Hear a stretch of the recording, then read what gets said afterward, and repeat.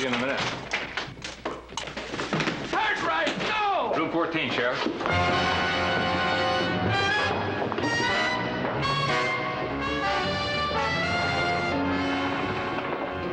up! The law, open up! Hey, what's a man have to do to get a little sleep around here?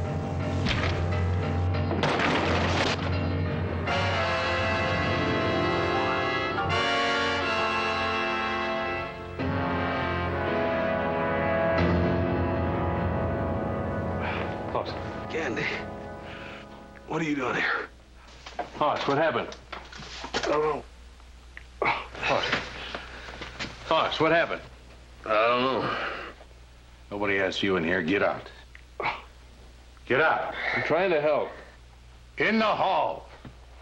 You two. I knew Edwards well. Just sold him 1,000 head of cattle. There's a room key, Sheriff, on the floor. I guess it fell off the table.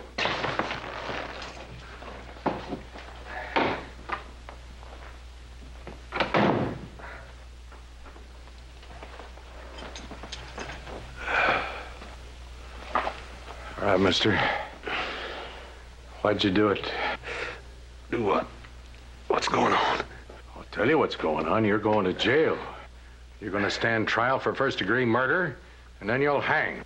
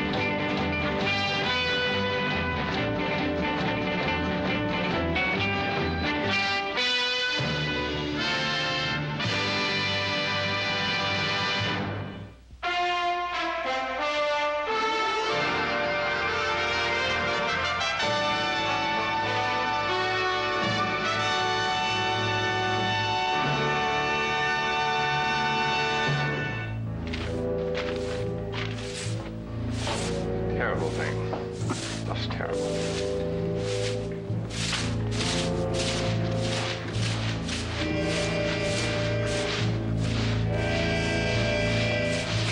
How long are we supposed to sit here? I didn't get but 2 hours sleep before that fight started. I'm going up to my room. Sheriff Purcell said that no one was to go upstairs until he said so. I wouldn't get him annoyed if I were you.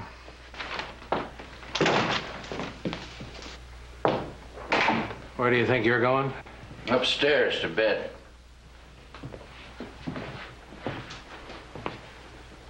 Not till I say so. I've already told him that. Come on with me. Well, Sheriff, Yeah?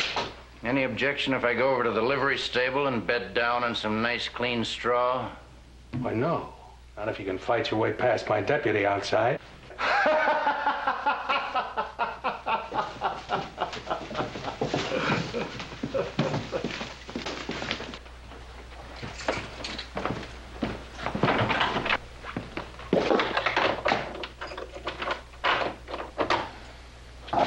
Well, this key works the door.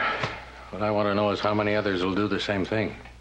Well, just one, the master key. Master key, where's that kept? Kept downstairs in the desk drawer. Locked. Was it there tonight? Yes, I looked. You sure? Sure enough to swear to it under oath? You bet I will, Sheriff. Nate? Sheriff? Mr. Ogilvy, this is terrible. I mean, shooting a man's one thing, but a knife in the back. Big man like Hoss Cartwright using a knife, I just can't get over it. Body was lying here face down. This is the knife that was in his back. Hoss Cartwright was standing there. Rest of the room the way you found it? Yeah, pretty much so. That table was knocked over when I busted through the door.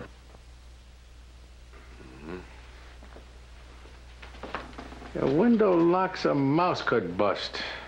How come these door locks are so good? Well, when the hotel was building, a hardware drummer came by. Didn't have any money, but he had a trunk full of fine locks, and old man McGregor bought them all. All right. All right, you can go.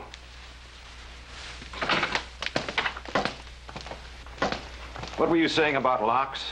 Well, the room clerk said there's only 2 keys will open that door. The one I found here in the room, and when it was locked up downstairs.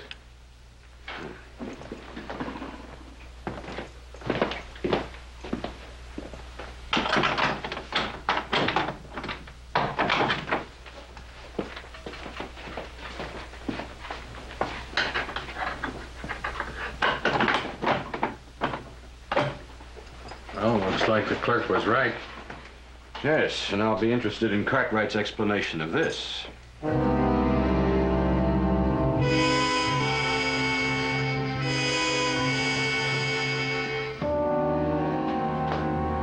is Mr. Ogilvy, gents, the county prosecutor. Ever see it before? Yeah. In Edward's back. What about you? It's Horse Cartwright's. The one just like it. Did Cartwright have a knife when you searched him at the jail? No, sir, he sure didn't. I've got all I need, Sheriff. When'll I see Horse? Well, tomorrow, the next day, maybe. Whenever Mr. Ogilvy says you can.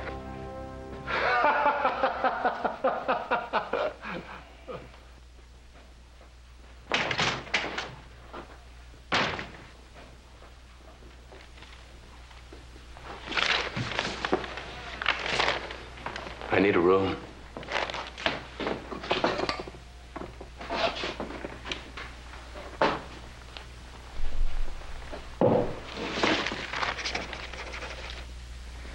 Court finds the evidence presented by the prosecutor more than sufficient to substantiate the charge. The defendant, Hoss Cartwright, is hereby bound over. The court directs Sheriff Purcell to produce said defendant in this courtroom 3 days from today to stand trial on the charge of murder in the first degree. Court's adjourned.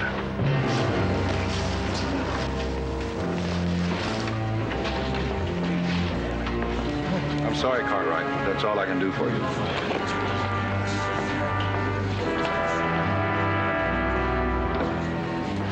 Horse. There's only a hearing. It doesn't mean a thing. Nobody talks to the defendant except his lawyer and his kin. I was only... I told you that before. Prosecutor Ogilvy's ruling, it applies to the courtroom as well as the jail.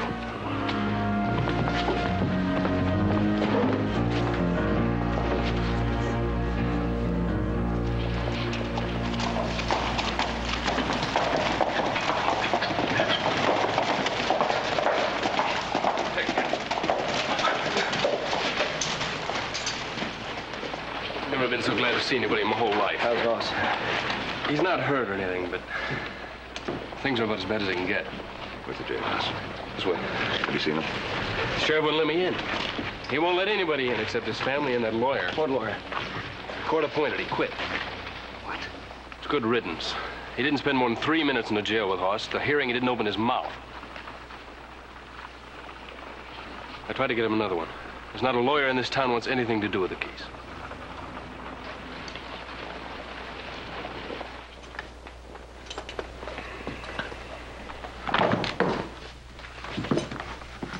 I'll put these with the one I took from Candy. Well, none of you need them until after the trial. You can pick them up on your way out of town. Oh, why just us? There's other people in town wearing guns. Because I say so. Nathan Ogilvy, county prosecutor. Salt Spring is a quiet town, Mr. Cartwright. We want to keep it that way. You Ponderosa people come equipped with explosive tempers and short fuses. We already have one murder to prove that. Just a moment. You're the prosecutor or the judge? As a father, Mr. Cartwright, I sympathize with you. As a prosecutor, I must tell you your son stands accused of a most heinous crime. And I'm sworn to see that he pays the full price the law exacts for that crime. I want to see my son. Of course. Take them in, Sheriff.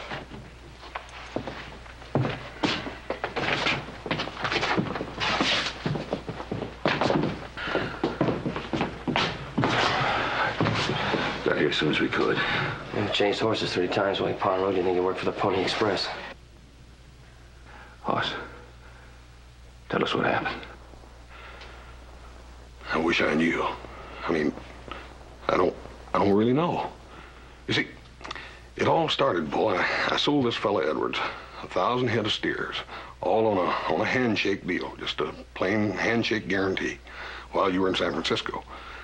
Well, I got to worrying about it, see, and Candy and me, we rode out here to check on him, and we got here, and sure enough, he'd backed out on the deal.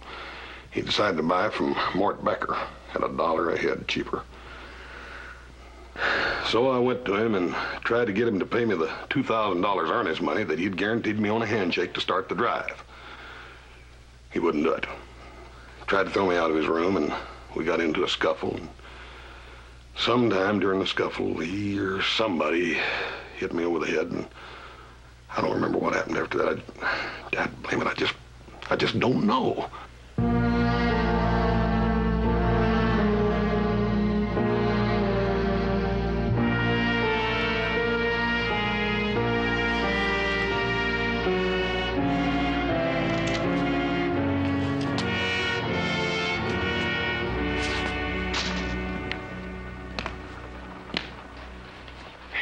Well, Mr. Van Buren regrets it, but it's impossible to take another case at this particular time. Doing about as good as you did. 3 tries and 3 turndowns. I didn't get the pretty speech. Just plain no. Candy, do you say there were 4 lawyers in Salt Spring? Oh, more like 3 and a drunk named Barney Sturgis. Burgess. Wait a minute now. There's a great trial lawyer in Sacramento some years ago by that name. I wonder if it's the same one. Where's his office? Around the corner, up the stairs.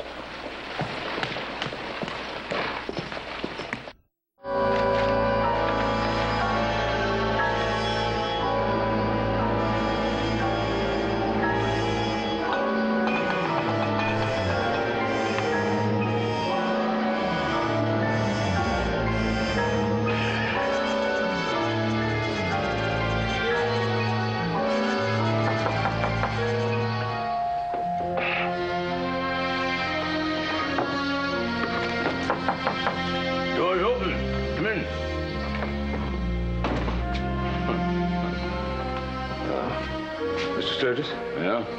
My name is Ben Cartwright. How do you do? My son, Joseph. How do you do? Mr. Sturgis. And this is... Yeah, I've been seeing you around on the street. How do you do? Sorry this place is so cluttered. I'm not much of a housekeeper. Yeah, there you are. Oh. Yeah. Hello. A little friend of mine. Good soldier. I was with him when he died. Come on, let's get out of here. Sit down. Come on, sit down. You're Ben Cartwright. Your son Haas is in jail. He's in big trouble. Mr. Sturgis, my son is charged with murder. Now, there's no doubt... Wait a minute. I may show this young man I'm not as far gone as he thinks.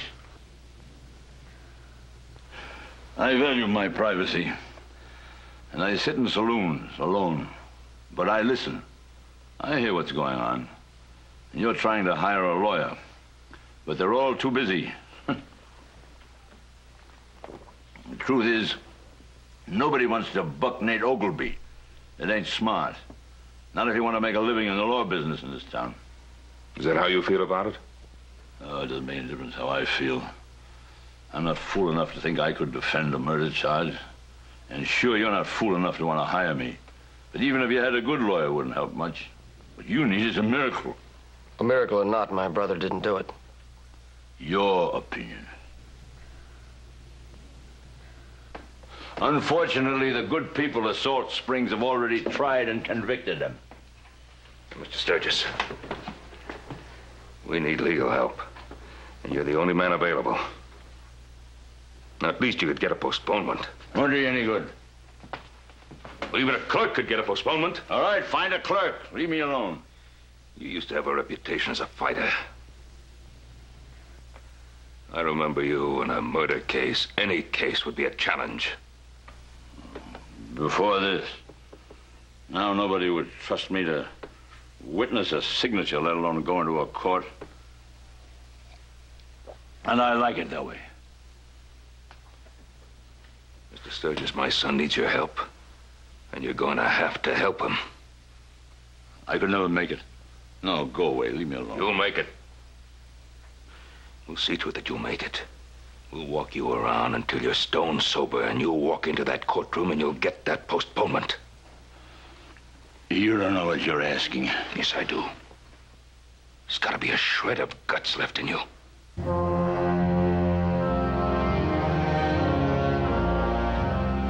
need your help.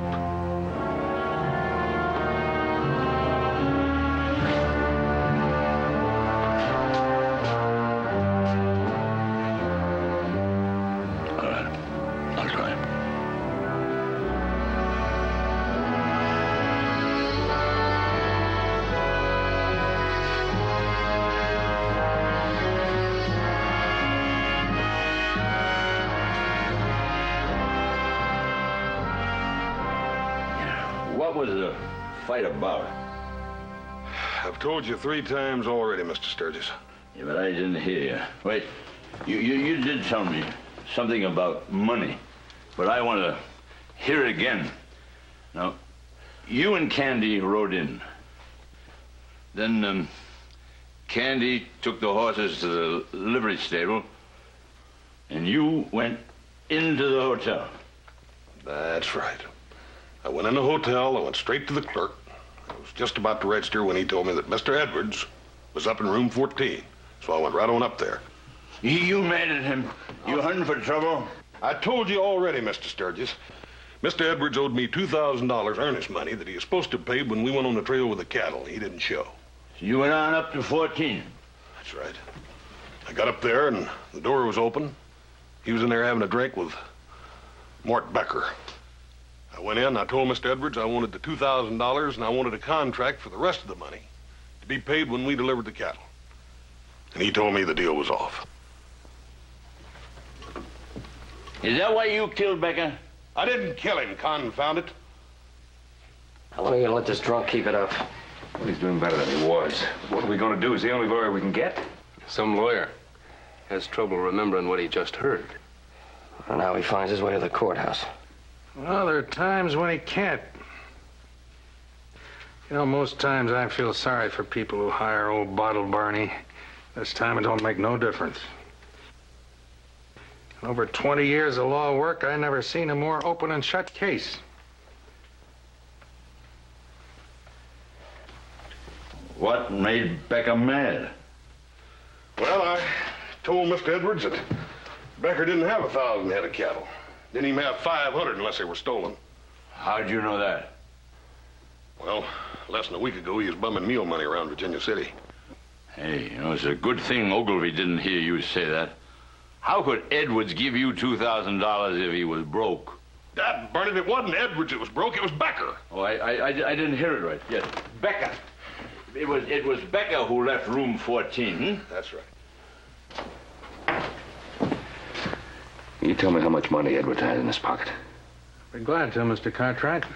He had $104 and a gold watch. So if you're thinking of robbery, forget it.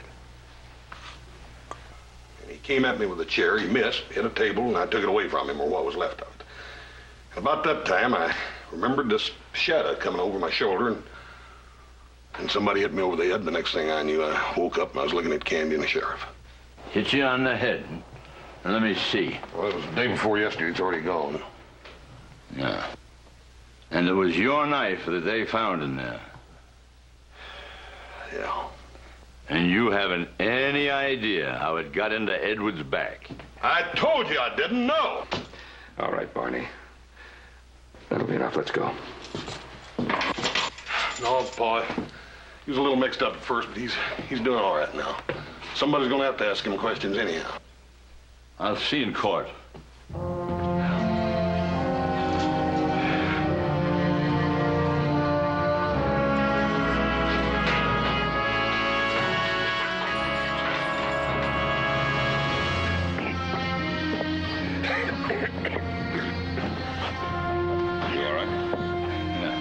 I'll be able to get to my office before I fall down. Tomorrow, if I'm lucky, I'll be able to walk into the courthouse. I'll get your postponement. I sure hate to have to take it all the way through. I'm not saying he's guilty. I don't think he did it. Why, that moose could have slapped that Edwards right through the wall. He's not one to use a knife. Of course he's not. And that makes 4 of us. But that jury would find him guilty without leaving the box. Well, I got to get to my office. See, before I go for that postponement, I got some reading to do. Yeah, I'll walk along with you. Oh, don't bother. No bother at all.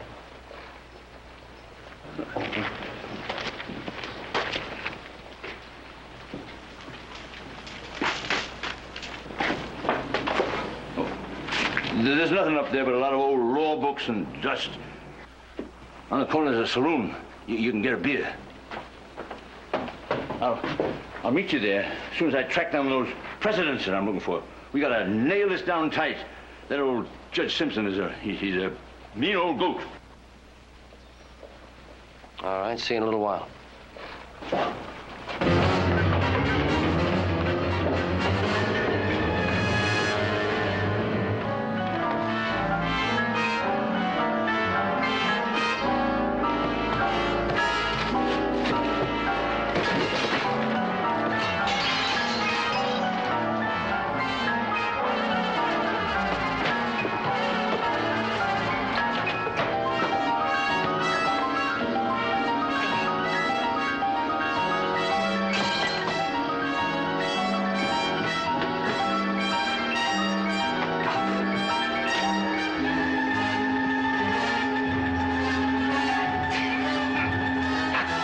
Put it down.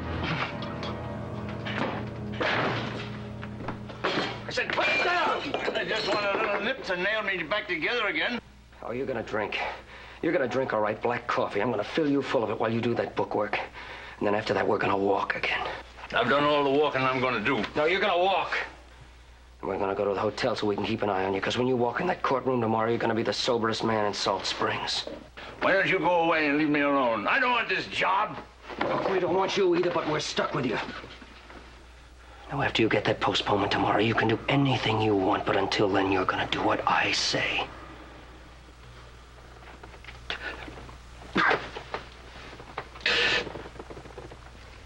I don't like delays, Mr. Sturgis. We've never had to call in outside help to solve our legal problems before. And since the defendant has a lawyer, I see no reason to start now. Motion to postpone denied. If the court please, we haven't had time to prepare an adequate defense. I'll give you time.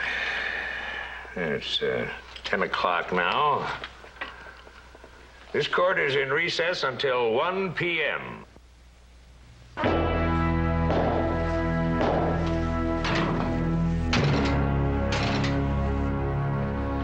So when the judge denied that postponement, he dang near fell down. Well, if there isn't anybody else, we're stuck with him. Oh, there's gotta be somebody somewhere, Joe.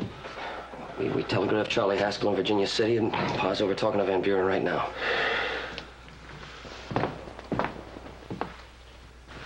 I was hoping that Van Buren could help out Barney until Charlie gets here. And I offered him triple fee, but he's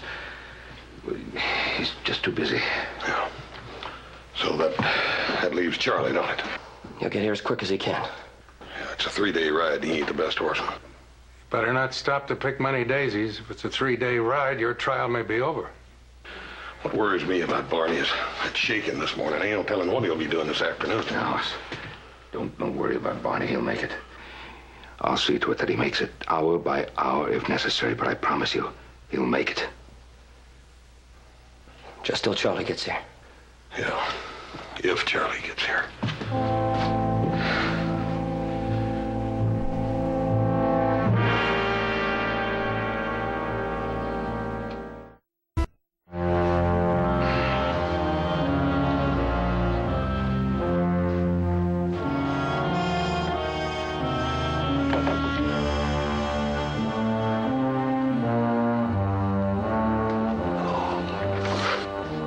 I need a drink bad. Coffee only. Keep trying, you're doing fine.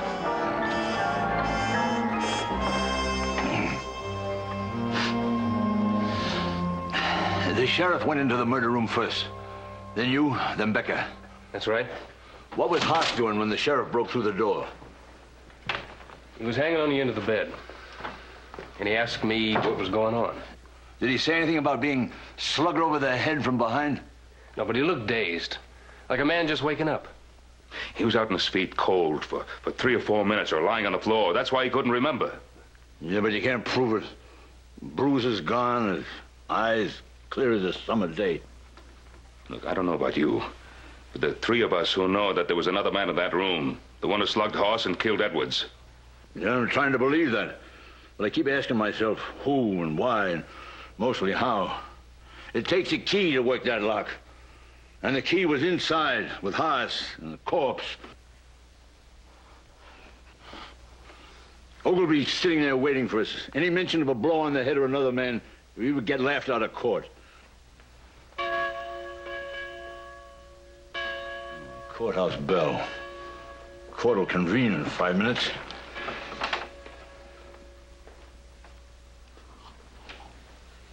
Yeah, haven't been able to do that in years. Now, if I get my head to working, maybe we'll give Mr. Nathan Ogilvy a fight that'll be worth the trouble.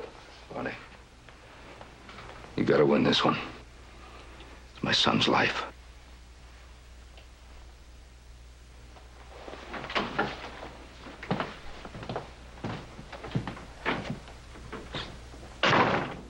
Sheriff, will you describe to the court what you first saw when you stepped into room 14? Well, the room was a mess. It'd been all broken up. There was a body lying there beside the bed. And who was that? It was Mr. Edwards.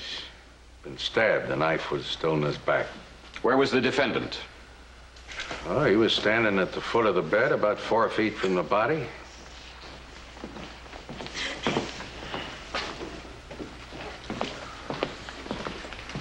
Have you seen this knife before? I sure have. It was sticking in the body. If the court please. To save the court time, the defense stipulates that the knife is the murder weapon and the property of Hoss Cartwright. Your witness. You say Hoss Cartwright was standing at the foot of the bed. Where were his hands? The end of his arms, where they are now.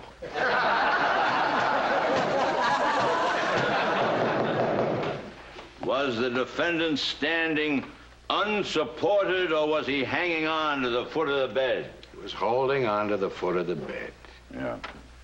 Were there any marks or bruises on him? Not that I seen. A man is in a terrible fight that we've been hearing about, and yet there are no cuts or bruises. Isn't that remarkable, Sheriff? Well, maybe his knuckles were swole up a little bit. He's a big man. Big hands like that, it's hard to tell. Did you examine the defendant for cuts or bruises? I sure did, in jail, in the same cell I usually put you when you're too drunk to get home. That's enough, Mr. Purcell. You'll testify properly, or you'll be occupying that cell for 60 days yourself for contempt. This is not a saloon or a theater. It's a court of law. Any more levity, and I'll clear the room. Proceed, Mr. Sturgis. If the court please. I have no objection to the sheriff telling the truth. I know the cell in question well, and I'm sure the voters are all impressed by the zeal with which the sheriff does his job. Begin to sound like the old Barney Sturgis of Sacramento. When you examined the defendant, what did you find? Not a mark, not a scratch. Will any key other than these two unlock the door of room 14? No, sir. Is a key necessary to lock the door from the inside? Yes, it is, from either side. This one was found inside the room. Where was this one? Well, that one was locked in the drawer of the desk in the lobby. Nobody was near that desk but me. I was downstairs all the time the fight was going on.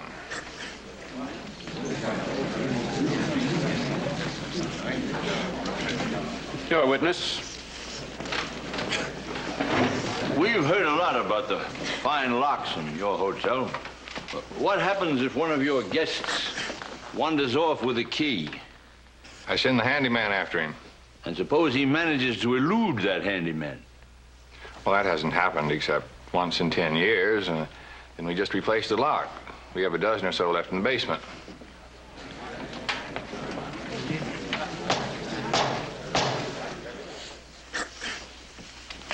You heard Mr. Edwards shout, "Cartwright, no!" How would you describe that shout? Scared. Made chills run up my spine. That's why I got up and dressed. Thank you. Mr. Sturgis, your witness. Remember, I told you about this fella. Just a few days ago, he was in Virginia City bumming mules, and he's a thief. Thanks. That may be the very club I need.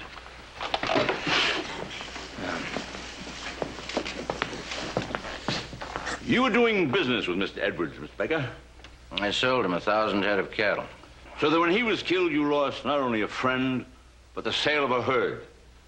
That's right. Now, how many head of cattle do you own, Mr. Becker? Well, I sold 1,000 head. I didn't ask you how many you sold. How many cattle do you own? How many steers wear your brand? I don't have a ranch. I'm a dealer. I buy and sell. We know what you sold. Where do you buy? Small ranches where I can make a profitable deal. Small ranches. Would you name a few? Spread up Cold Creek. Brand slips my mind. Another one over... You don't remember, huh? Is that because you deal in stolen cattle, Mr. Becker? Or because you were here to promote some earnest money for a fast trip to another state? Your Honor, I object. The witness is not on trial here. The defendant is. Order. Silence in the court.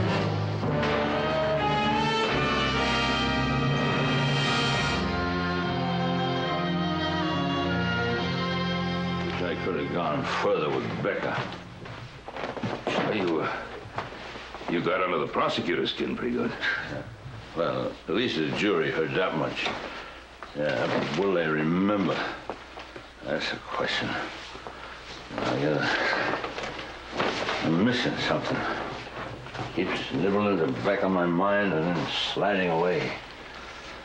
I know my bones were in the right area, but... Oh, no. When is that Charlie Haskell coming to take over this case?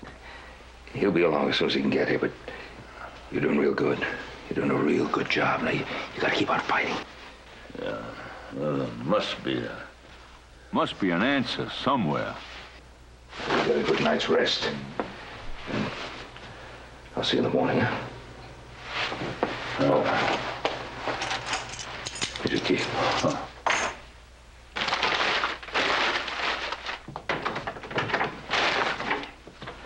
Good night, Barney. Bye.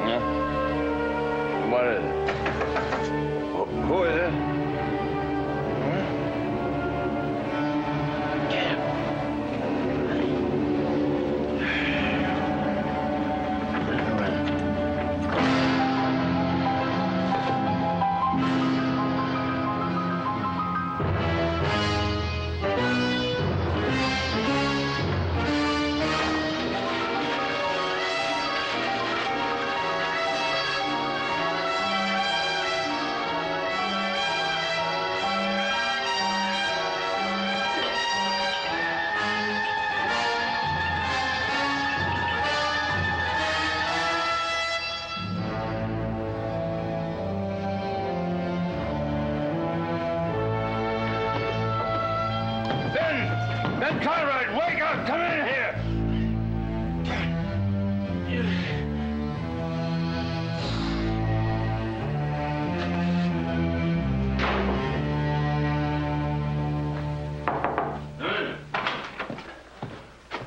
Were you knocking on the wall? I thought I heard you calling. Yes, I was knocking. Look.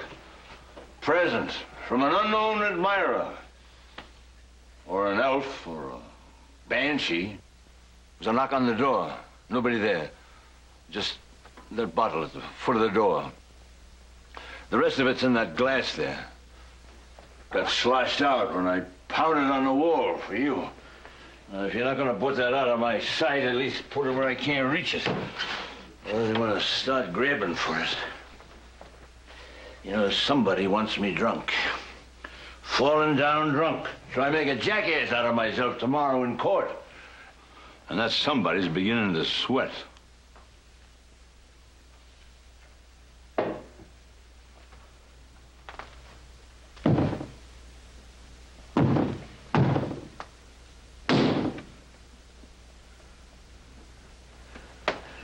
Would you do something for me? Well, might as well. I'm on your payroll. Go down to the lobby. And stay there for count 50. Then come back. Yeah. No, you won't have time. I want you to go right now. No, never mind the boots. Just go.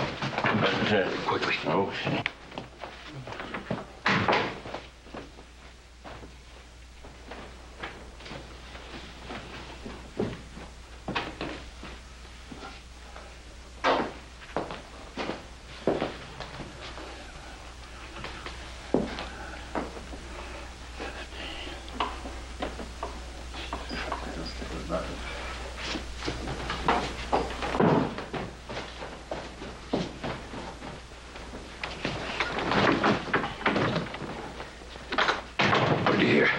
Nothing. When you were down in the lobby? No. Nothing. Just the people in the lobby. You didn't hear me shouting? No. Well, while you were down in the lobby, I was shouting. Here. Cartwright, no! Cartwright, no! You didn't hear that? Not a word. What does that mean to you? Well, it means this place must be solid as a blockhouse. And it also means that it couldn't have been Edwards who shouted Cartwright, no. Because whoever did that shouting couldn't have been inside room 14. They'd never have heard him. He had to be out in the hall and then disappear. That's right. And Mr. Becker's room is just down the hall, isn't it? Yes, sir. Yes, sir. Take him just about as much time to shout and go back to his room as it did to put a bottle at the foot of the door and disappear. Now, maybe we know the who, huh? But we still have the problem of why. It's pretty hard to prove robbery when the deceased has over $100 and a gold watch on him. And we still haven't got Becker inside behind that locked door. Wait a minute. I think I may be able to help you establish that robbery motive. If the telegraph office is still open, I'll be able to do it tonight. Yeah. Hey, wait a minute. Now, that glimmering in the back of my mind is beginning to take shape and substance. I think I may be able to put Becker inside room 14. Don't forget this.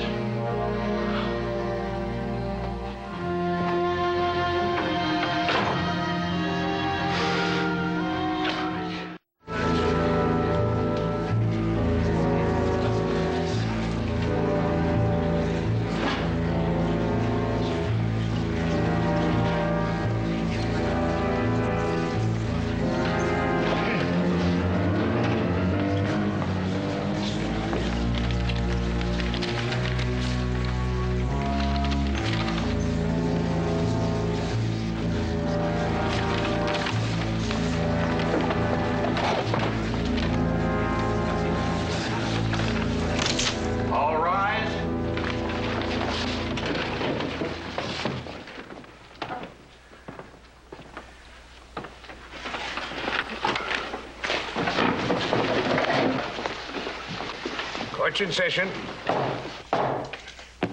Mr. Ogilvy. Your Honor, I have other witnesses I could call. However, I feel strongly that the evidence already heard proves beyond any shadow of a doubt that the defendant, Hoss Cartwright, did knife and kill Warren Edwards. The prosecution rests. Mr. Sturgis, you may proceed with the defense.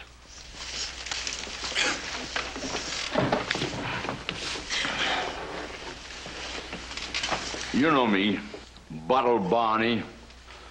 The man the sheriff puts in the jail when he's too drunk to walk home. And knowing me, you kind of have to feel sorry for anybody who had me as a lawyer. If the case was anything much. Now, Mr. Ogleby has been waiting for me to make a howling idiot out of myself. But I don't think I'm going to oblige him.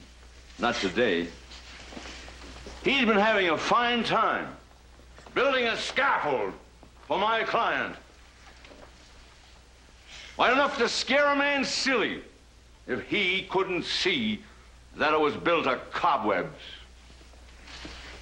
Now, what happened was a man walked into room 14 in the middle of a fight, hit horse cart right over the head, killed and robbed Warren Edwards, and went. Now, Mr. Ogleby has 100 facts to prove that it couldn't happen. But I know better. Any man who's been a bottle fighter for all the years that I have can't be very smart. But I was able to figure it out. So the rest of you must have been able to figure it out too. Now, in case that there's one or two of you has some doubts, I'm going to ask His Honor to allow us to adjourn to room 14 and show you how it was done. Objection. Your Honor, how long is the court going to allow this old charlatan to continue this nonsense? What's the matter with you, Mr. Counselor? You afraid I'm right? I know you're wrong. Then why the objection? Fair question, Mr. Ogleby. It's so fair that I'm going to indulge Mr. Sturgis in his request. Court will reconvene in room 14 of the Salt Spring Hotel.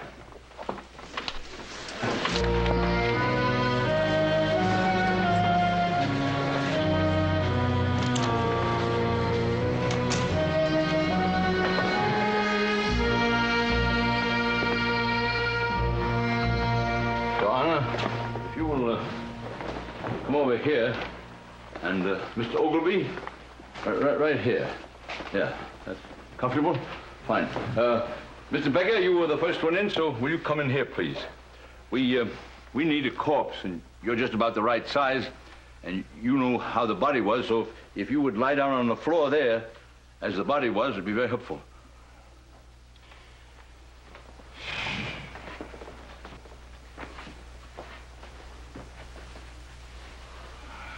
That's fine. Now, Sheriff, if you'll bring in the defendant, put him where you found him.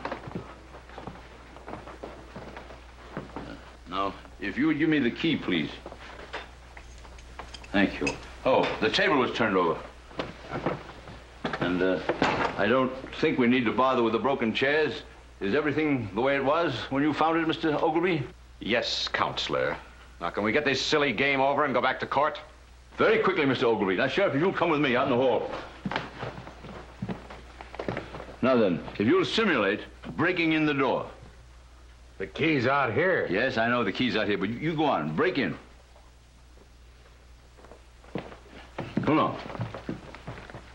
Since Mr. Becker has agreed to be the corpse, I'll go through the motions that Mr. Becker made. So you two gentlemen do now exactly as you did then. I went over to look at the body.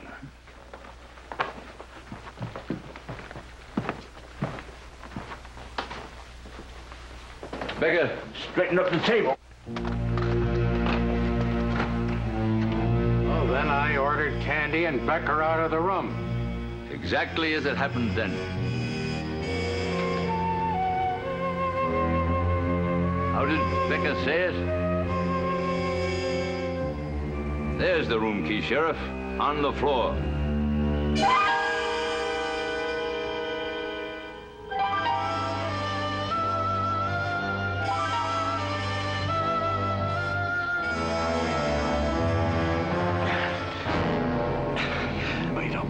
Out of me. No, sir.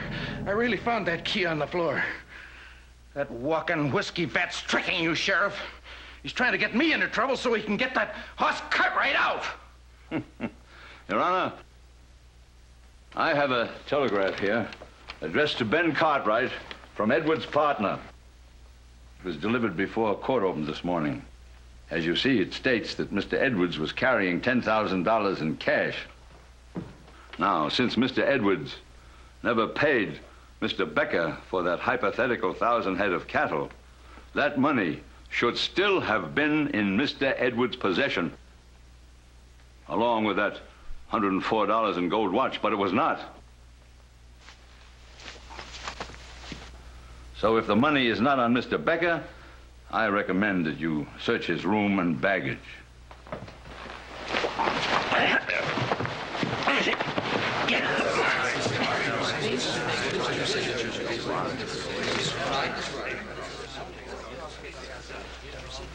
Thank you, Mr. Sturgis.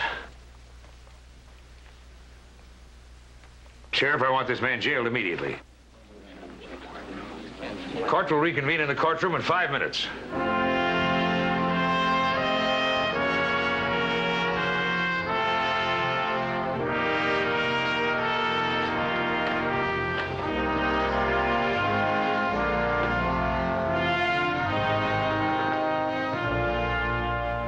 Mr. Cartwright, all charges against you are herewith dismissed. And the court tenders an apology for the people and the prosecution. Thank you, Your Honor. Mr. Sturgis, it appears I misjudged you. If you can learn some courtroom manners, you just might turn out to be a fine trial lawyer. Court's adjourned.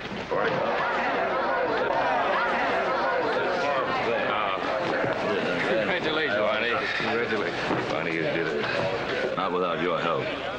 I'm afraid your attorney Haskell from Virginia City is going to have a long ride for nothing. Well, I'll guarantee you he won't mind a bit, Barney. Don't you worry about Haskell now. He's going to be awfully happy to find out how you made out. Mr. Sturgis, I'd like to buy you the biggest drink in town. Oh, that'll be fine. But you better make it black coffee. I've developed a taste for it.